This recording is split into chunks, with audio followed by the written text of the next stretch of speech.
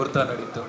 And ಈ criminal universe ಬಗ್ಗೆ ಮತ್ತು ಶಿವನ ಪಾತ್ರದ ಬಗ್ಗೆ ಇಲ್ಲಿ ಬಂದಿರೋ ಎಲ್ಲ ಪತ್ರಕರ್ತರಿಗೆ, ಮಾಧ್ಯಮ ಮಿತ್ರರಿಗೆ, ಈ ಕಾರ್ಯಕ್ರಮನ ವೀಕ್ಷಿಸ್ತಿರೋ ಎಲ್ಲ ಕುಟುಂಬಸ್ಥರಿಗೆ, ಅಣ್ಣ ತಮ್ಮಂದರಿಗೆ, ಅಕ್ಕ ತಂಗಿಯರಿಗೆ, ಹಾಗೆ ಎಲ್ಲ ತಾಯಂದಿರಿಗೆ ಎಲ್ರಿಗೂ ನಮಸ್ಕಾರ. ಮಾತು ಪ್ರಾರಂಭ ಮಾಡೋದಕ್ಕಿಂತ ಮುಂಚೆ ಫಸ್ಟು ಕ್ಷಮೆ ಕೇಳ್ತೀನಿ, ಯಾಕಂದರೆ ಸ್ವಲ್ಪ ಲೇಟ್ ಆಯಿತು ಇಲ್ಲಿ ಬಂದು ನಿಮ್ಮ ಮೀಟ್ ಮಾಡೋದು, ಕ್ಷಮೆ ಇರಲಿ.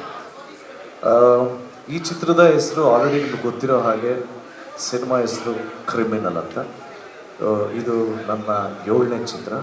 ನಮ್ಮ ತಂಡದ ಬಗ್ಗೆ ನಾನು ಮಾತಾಡೋದು ಫಸ್ಟು. ಈ ಚಿತ್ರದಲ್ಲಿ ಡೈರೆಕ್ಟರ್ ಆಫ್ ಫೋಟೋಗ್ರಫಿ ಬಂದು ತುಂಬ ಹೆಸರು ಮಾಡಿರುವಂಥ DOP, that is Vaidi sir. Sir, welcome to the team and excited to work with you sir. And ಎರಡನೇದು ಮುರಳಿ ಮಾಸ್ಟರ್ ಬಗ್ಗೆ ಹೇಳಬೇಕು ಅಂದರೆ, ಖರಾಬು, ಬಾಸು ಖರಾಬು, ಬುಗುರು, ಮಾರ್ಟಿನು, ಈ ಥರ ಒಳ್ಳೊಳ್ಳೆ ಸಾಂಗ್ನ ಕಂಪೋಸ್ ಮಾಡಿ ಅವ್ರದ್ದೇ ಯೂನಿಕ್ ವೇ ಮತ್ತು ಯೂನಿಕ್ ಸ್ಟೆಪ್ಸ್ನ ಕ್ರಿಯೇಟ್ ಮಾಡಿದಂಥ ಮಾಸ್ಟರ್ ಜೊತೆ ಮತ್ತೆ ಕ್ರಿಮಿನಲ್ ವರ್ಕ್ ಮಾಡ್ತಾ ಇದ್ದೀನಿ ಅನ್ನೋದು ಖುಷಿ ಆಗುತ್ತೆ. Thanks for the opportunity Murali sir. ಏನಕ್ಕೆ ಅಂದರೆ ನಮ್ಗೆ ಏನಕ್ಕೆ ತುಂಬ ರೆಸ್ಪಾನ್ಸಿಬಲ್ ಫೀಲ್ ಆಗುತ್ತೆ ಅಂದರೆ, ನನ್ನ ಆತ್ಮೀಯ ಗೆಳೆಯ ಚಂದನ್ ಶೆಟ್ಟಿ ಅವರು ಕಂಪೋಸ್ ಮಾಡಿದಂಥ ಸಾಂಗು ತುಂಬಾ ದೊಡ್ಡ ರೀಚ್ ಆಗಿತ್ತು.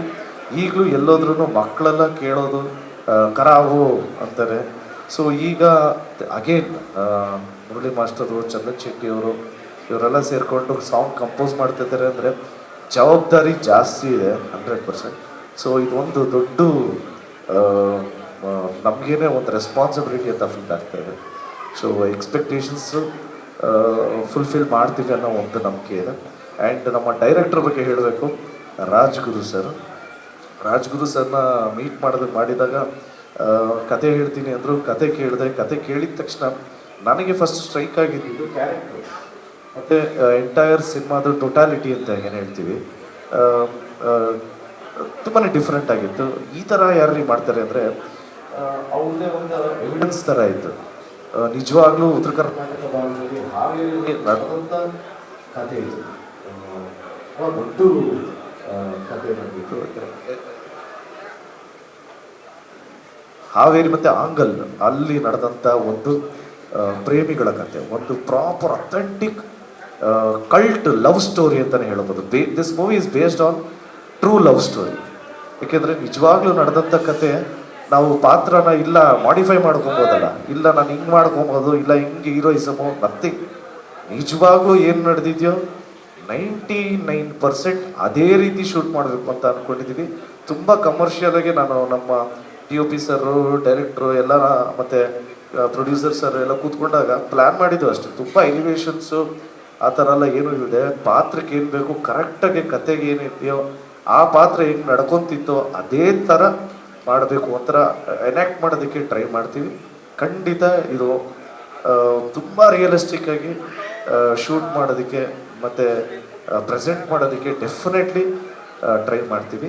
ಆ್ಯಂಡ್ ಭರ್ಜರಿ ಚಿತ್ರ ಆದಮೇಲೆ ನಿಮ್ಮಿ ಡಾರ್ಲಿಂಗ್ ಆದಮೇಲೆ ತಾರಮ್ಮನ್ನ ನಾನು ಯಾವಾಗಲೂ ನಿಮ್ಮಿ ಡಾರ್ಲಿಂಗ್ ಅಂತ ಕರೀತೀನಿ.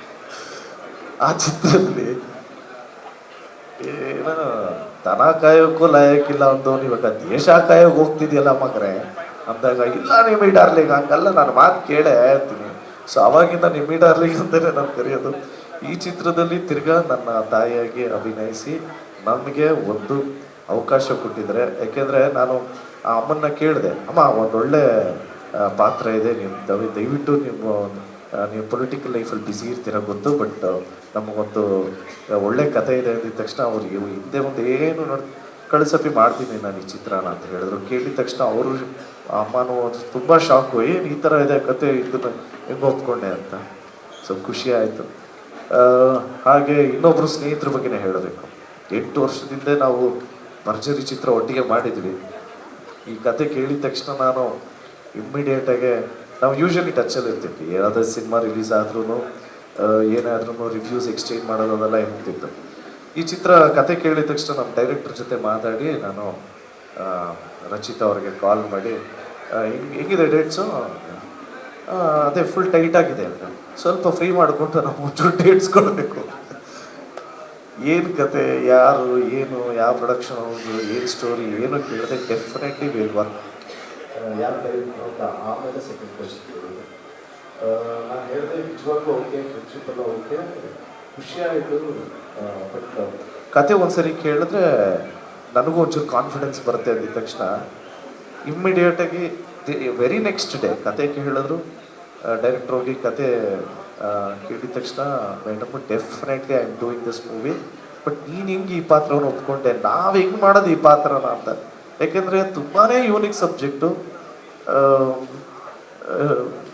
ನಿಮಗೆಲ್ಲರಿಗೂ ಉತ್ತರ ಕರ್ನಾಟಕ ಭಾಷೆಯಲ್ಲೇ ಇಡೀ ಎಂಟೈರ್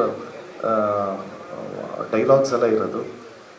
ನಾನು ಫಸ್ಟ್ ಟೈಮ್ ಉತ್ತರ ಕರ್ನಾಟಕ ಶೈಲಿಯಲ್ಲಿ ಮಾತಾಡ್ತೀನಿ ಅಂದರೆ ನನಗೇನೆ ಒಂಥರ ಎಕ್ಸೈಟ್ಮೆಂಟು. ಯಾಕೆಂದರೆ ಉತ್ತರ ಕರ್ನಾಟಕ ಮಂದಿನೇ ಎಲ್ಲ ಆ್ಯಕ್ಟರ್ಸ್ಗೂ, ಇನ್ಫ್ಯಾಕ್ಟ್ ನಮಗೆ ಅಂತಾರೆ ಎಲ್ಲ ಆ್ಯಕ್ಟರ್ಸ್ಗೂ ಒಂದು ಪ್ರೋತ್ಸಾಹ, ಬೆಂಬಲ ಅಂತೆಲ್ಲ ಫಸ್ಟ್ ಮುಂದೆ ಬರೋದೇ ಉತ್ತರ ಕರ್ನಾಟಕ ಮಂದಿ. ನಾನು ಯಾವಾಗಲೂ ಹೇಳ್ತಾ ಇರ್ತೀನಿ. ಸೊ ನಮ್ಮ ಉತ್ತರ ಕರ್ನಾಟಕದ್ದು ಭಾಷೆಯಲ್ಲಿ ನಾವು ಮಾತಾಡಬೇಕು ಅಂದರೆ ನಿಜವಾಗ್ಲೂ ಹೆಮ್ಮೆ ಅನಿಸುತ್ತೆ, ಖುಷಿ ಅನಿಸುತ್ತೆ. ಮತ್ತು ಡೈಲಾಗ್ಸ್ ಕೊಟ್ಟಾಗ ಸಖತ್ತಾಗಿದೆಯಲ್ಲ ಈ ವರ್ಡು ಅಂತಲ್ಲ ಅನಿಸುತ್ತೆ. ನಮಗೂ ಒಂಚೂರು ಕಲಿಕೆ, ಹೊಸದಾಗಿರೋ ಪದಗಳನ್ನ ಕಲಿಯೋ ಒಂದು ಅವಕಾಶ ಸಿಕ್ತು.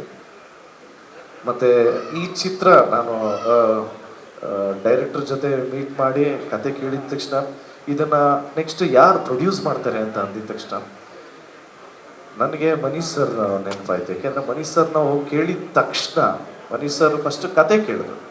ಕತೆ ಕೇಳಿದ ತಕ್ಷಣ ಮನೀಶ್ ಸರ್ ಡೆಫಿನೆಟ್ಲಿ ಇವರು ಮನೀಶ್ ಸರ್ ಬಗ್ಗೆ ನಿಮ್ಗೆಲ್ರಿಗೂ ಗೊತ್ತಿರುತ್ತೆ.